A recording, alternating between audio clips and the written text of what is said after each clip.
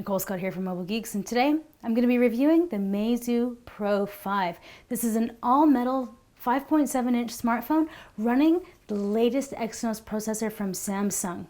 It's about $500, which is significantly higher than most other Meizu devices. Let's find out if it's worth it.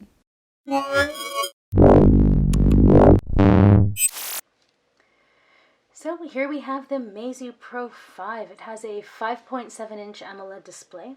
It has a resolution of 1920 by 1080, which actually gives it a PPI of 386. It's got wide viewing angles, and when I show you some photos, you'll see that it has incredible saturation under the hood. We have a 2.1 gigahertz octa-core processor. This is the same flagship processor that we have in the Samsung series of phones. This is a high-end processor, and it has the price tag to go along with it. If we take a look around the system, you can see that it is a unibody metal design. One thing that I do like about it is that we have a matte finish here, and then there's these small accents where it kind of highlights, right, a little bit of polish. So in there with the volume rocker and the power button. Here on the bottom, you can see that we have a single speaker, which is loud enough, but yet it kind of gets covered easily. USB Type-C and fast charge. So this, I'm getting 60% in about half an hour. So that's really quite good. Over here we have the SIM card slot. So it's dual SIM. In Germany, you're going to get LTE bands. In the US, T-Mobile is going to be missing, but you can actually sub in a micro SD card slot up to 128 gigs if you want to give up your second SIM card. So this is a 21 megapixel shooter. We have a two-tone flash there, and then underneath this is actually a laser autofocus, so that this should technically help with low light photos, even though it doesn't. So on the top, that's where we have the headphone jack. Now in terms of memory, what we have here is, well, there's two options, 3 and 4 gigabytes of RAM, which actually changes the memory options. So you get 32 gigs with 3 gigs of RAM and 64 with 4 gigs. So now let's talk about the home button here, because this is integral to Flyme 4.5. So this is actually a fingerprint sensor. I'd say one out of every 10 times it may actually register a miss, but it actually acts as kind of a mini touchpad, right? So there's touch, and then there's actually a tactile feedback. The only thing that does feel cheap about this is that, listen to that. That button just doesn't sound and feel premium. The buttons on the side, these sound and feel premium. But, right, Flyme does come with great things like double tap to wake up. If you pull up from the bottom, this is where the multitasking is. You can get rid of apps individually or swipe down, and then that clears everything. I'm actually a really big fan of Flyme, even though there is no app drawer in here.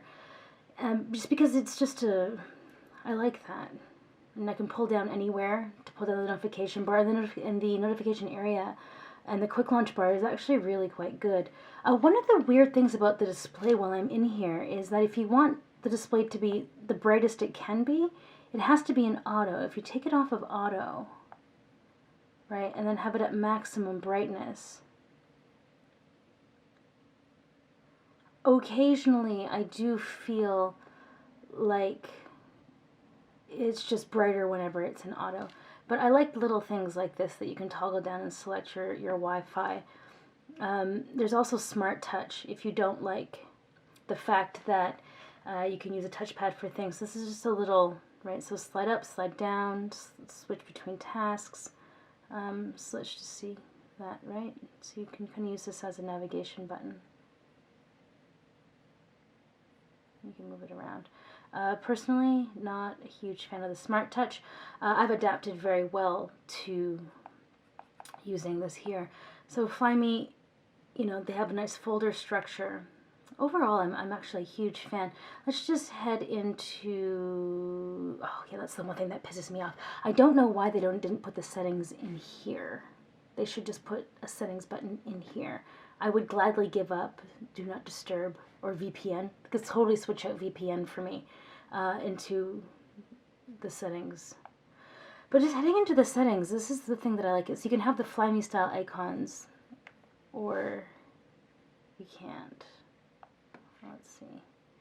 System wallpapers. One thing that I do like about this is that you can pull down and then it holds everything so that everything's in easier reach. With a 4.7-inch display, you do tend to want to kind of reach out. I'm just going to lower this brightness so that the camera holds a little bit better there. Now, that's one thing that you're noticing. The display is not registering all the touches. It's a little bit annoying. Let's just take a look at the battery life. You have high performance, balanced, and balanced mode. Now I've been running it at high performance recently because of all the benchmarks that I've been running for this. Now let's just take a look at the display.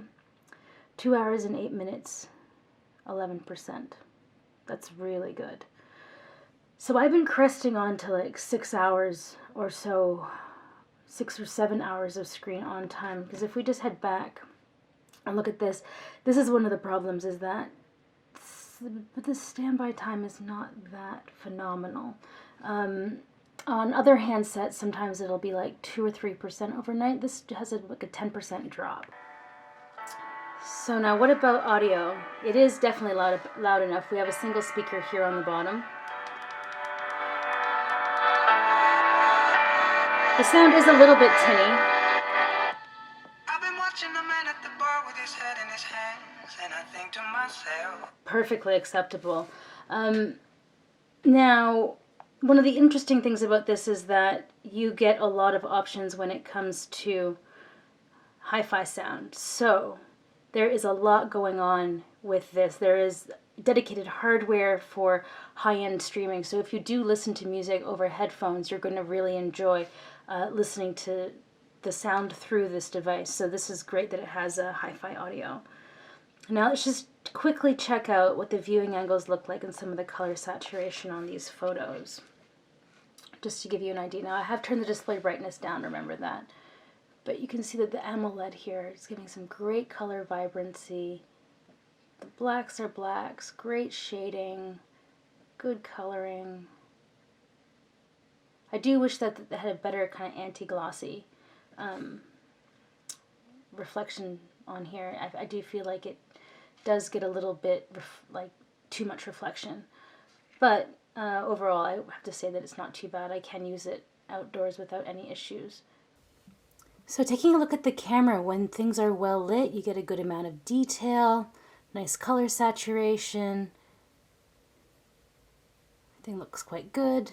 But as soon as you head into low light, you can see that there is a tremendous loss of detail. Things just aren't as sharp. There's my excellent wrapping skills. So that's a fairly good light, and the edges of that paper look quite good. You can still read the words even from that far away. So good lighting, good results. Yeah, good lighting, good results. But when you start to head into things that are a little, that's still okay, decent lighting. But this is kind of a low light. The color saturation on that is awful. Like not even close to the colors it actually is. Here are some nighttime shots. So this is like fairly dark. So, I mean, that's okay, but it's not great. So there's a photo of the light. Good detail on the brick. There's the other.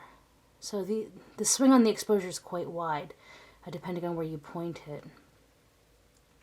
But there's just a huge loss of detail once you kind of go into nighttime shots. And there's some food that I cooked. Also not great, but decent bokeh. The camera itself is fairly easy to use. So you kind of swipe through this way. I like that there's even a QR code scanner here. Slow motion's also a thing. Macro.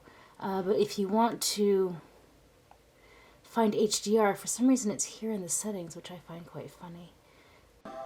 So the Pro 5 benchmarks really well. It's got the same flagship processor as the Samsung Galaxy S6 and S6 Edge Plus. I mean, we're looking at a 2.1 gigahertz. This is the octa-core Samsung Exynos 7420, and you can see that the results are on par with what you're getting in flagship devices. Alright, so let's head into Asphalt 8 to check out load times, because this is where we're going to be seeing kind of a significant difference between the MediaTek processor in the other handsets by Meizu, or just other handsets in general. and this one. So the load times are actually very quick, significantly quicker than what we have on anything else that Meizu currently has on the market. And I have to admit, the placement of the speaker sucks when you're playing games because you can easily kind of cover it up, but I'm not generally playing music out loud whenever I'm gaming. But we can turn it up anyways just to see here. So Asphalt 8 runs absolutely no problem as expected.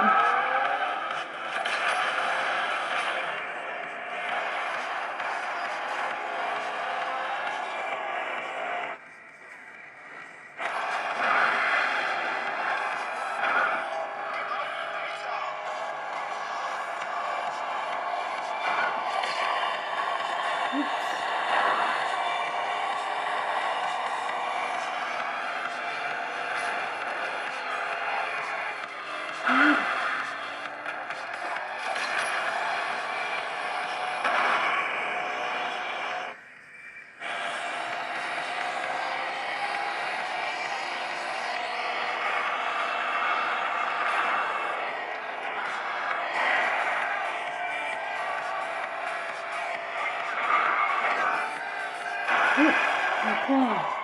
So I'm only seeing a lot of upside for the Meizu Pro 5. Great build quality, exceptionally fast processor, it's flagship quality, the highest Samsung Exynos processor currently on the market. We have a decent camera, shitty low light, fast charge, hi-fi audio for when you plug in your headphones, beautiful display, great build. I mean, the only kind of downside that I see is if you're in the US, you don't get full LTE, and if you really want dual SIM and expandable memory, you have to give up one of your SIM card slots. For me, the only kind of hesitation is around the price. $500, when you compare this to a flagship device like a Samsung Galaxy S6, the camera is just not flagship quality, right? So the camera is definitely not there. You can take a great photo in good lighting with a Meizu, on all Meizus, even the $150 ones, because they're all using the Sony sensor. So it's just, do you want to spend the extra money on the metal build and the lower load times on things like big games? For me, I might opt for something a little bit cheaper in the $150 range, because you can buy like 3 M Note 2s for the price of one of these. There are a lot of compelling handsets on the market for $500, and I think for Meizu to have really knocked it out of the park, they need to improve the camera. So, Meizu, you want to charge $500 for a phone, you need to nail the low light. Anyways, that's my review of the Meizu Pro 5. Let me know if you have any questions. Meizu regularly makes it in to my purse as my daily driver, so feel free to ask me questions about the device. I love answering comments, and if you haven't subscribed to our channel, please do so, and if you thought this review was useful, give me a thumbs up. I'm your host, Nicole Scott, for Mobile Geeks.